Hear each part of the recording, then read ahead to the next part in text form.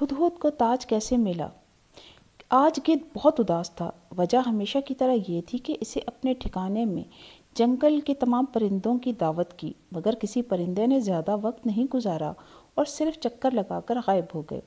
عقاب نے تو صرف دور سے گدھ کو سلام کیا اور دعوت میں آنے سے معذرت کر لی کہ وہ آج مزید اونچی پرواز کے موڈ میں ہے، کیونکہ اسے اپنا ٹھکانہ پہاڑ کی سب سے اونچی چٹان پر بنانا تھا۔ اس نے روزمرہ پروازوں کے دوران محسوس کیا کہ اب تک وہ یہی سمجھتا رہا تھا کہ اس کا ٹھکانہ بہت اچھی خاصی اونچی چٹان پر ہے، مگر آج اس نے سب سے بلند چوٹی بھی دریافت کر لی تھی اور بے حد خوش تھا کہ اب اس کا ٹھکانہ سب سے بلند جگہ پر ہوگا۔ اس نے اپنا ٹھکانہ کوے میاں کو دے دیا، اگرچہ وہ جانتا تھا کہ کوا بہت خود غرض اور خودی کی صفت سے محروم ہے۔ وہ نہ صرف باقی پرندوں کی بچی کچھی خوراک بلکہ ان کی محنت سے حاصل کیے ہوئے شکار یعنی چھوٹے موٹے کیڑے بھی اڑا لے جاتا تھا۔ ہدہد کو کوے کی اس عادت سے سخت پرخاش تھی۔ یہی وجہ ہے کہ اس نے گدھ کی دعوت میں جانے سے گریز کیا، کیونکہ اسے یقین تھا کہ کوئی پرندہ آئے یا نہ آئے، کوا تو ضرور آئے گا۔ بیا نے تو یہ کہہ کر دعوت میں آنے سے انکار کر دیا کہ اب سردیاں آ رہی ہیں اور کسی شریر بچے نے اس کی غیر حاضری میں اس کا گھونسلہ اتار پھینکا تھا۔ اب وہ نئے سرے سے بڑی محنت سے اپنے گھونسلے کی بنائی میں مصروف تھی۔ اس بار وہ نسبتاً محفوظ درخت میں اپنا گھونسلہ تیار کر رہی تھی۔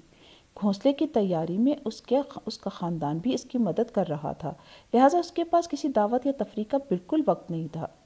طوطا تو اپنی خصلت کے مطابق طوطا چشمی اختیار کیے رکھے ہوئے تھا اور رنگ برنگی نازک خوبصورت تتلیوں نے گدھ سے کہا، گدھ بھائی، ہمیں تو کھانے پینے کی دعوت پسند ہی نہیں۔ ڈرپوک معصوم چڑیاں تو اس دعوت کو دھوکہ سمجھ کر نہ آئیں کہ کہیں گدھ دعوت کے بہانے انہیں کھا ہی نہ لے۔ تیتر سبحان تیری قدرت، سبحان تیری قدرت کہتے ہوئے گدھ کے ٹھکانے تک آیا تو گدھ نے بہت برا منایا اور شدید احساس کمتری میں ڈوب کر جل بھن کر بولا، ہاں ہاں، میں جانتا ہوں کہ میں خوبصورت نہیں ہوں، میری گردن گنجی ہے، تم میرا مذاق اڑانے آئے ہو۔ یہ سن کر تیتر کو بہت غصہ آیا کہ بجائے خوش آمدید کہنے کے یہ جلی بھنی باتیں، وہ دوبارہ سبحان تیری قدرت، سبحان تیری قدرت کہتا ہوا اڑ گیا۔ راستے میں اس نے کچھ دیر مور کا خوبصورت رقص دیکھا جو دنیا سے بے نیاز اپنی خوبصورتی میں گم تھا۔ کہیں دور سے کبوتر بھی اڑتا ہوا آیا اور تیتر کو اپنا گھونسلہ بڑے فخر سے دکھانے لگا جس کی سجاوٹ آج اس نے مکمل کر لی تھی۔ الو صاحب نے تو آج آنکھیں کھولنے کی بھی زحمت نہیں کی کیونکہ یہ ان کے سونے کا وقت تھا۔ گدھ نے بی فاختہ کو بلوایا اور سب پرندوں کی شکایت کی کہ کسی نے میری دعوت قبول نہیں کی، کیا میں اتنا برا ہوں؟ بی فاختہ نے، جو نہایت مہذب اور خوبصورت و بردبار تھی، تمام پرندوں کو اکٹھا کیا اور گدھ کی دعوت قبول نہ کرنے کی وجہ پوچھی۔ ان کا جواب سن کر اسے کوئی خاص حیرانی نہیں ہوئی کیونکہ توقع کے مطابق تقریباً تمام ہی پرندے گدھ کی مردار خوری اور بدصورتی کی وجہ سے اسے پسند نہیں کرتے تھے۔ اس پر گدھ کی آنکھوں میں پچھتاوے، افسوس اور دکھ سے آنسو بھر آئے۔ اس نے کہا، میرے بزرگوں نے حضرت سلیمان علیہ السلام کا حکم نہیں مانا اور تپتی دھوپ میں ان کے سر پر سایہ نہ کیا، جس کی بنا پر حضرت سلیمان علیہ السلام نے انہیں بددعا دی تھی کہ وہ ہمیشہ گردنوں سے گنجے ہوں گے اور تازہ خوراک کے بجائے مردار سے بھوک مٹائیں گے۔ اس کے بزرگوں کی غلطی کی سزا آج تک اسے مل رہی ہے۔ اس کے بعد چڑیوں نے گدھ سے کہا، ہمیں تو انسان برے نہیں لگتے، کئی بار انہوں نے ہماری جان بھی بچائی ہے۔ بچے ہمیں دانہ دن کا دیتے ہوئے خوشی محسوس کرتے ہیں۔ اور پھر انہوں نے معصومیت سے گدھ سے کہا، بھائی گدھ، کیا تم مردار خوری چھوڑ سکتے ہو؟ اگر تم یہ عادت چھوڑ دو تو ہم تم سے دوستی کر لیں گے۔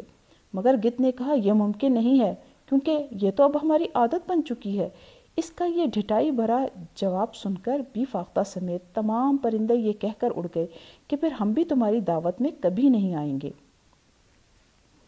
پیارے بچوں، آپ جانتے ہیں کہ جب کوئی انسان بہت برے کام کرتا ہے تو گدھ کی طرح بدصورت بن جاتا ہے اور خوش بھی نہیں رہ سکتا۔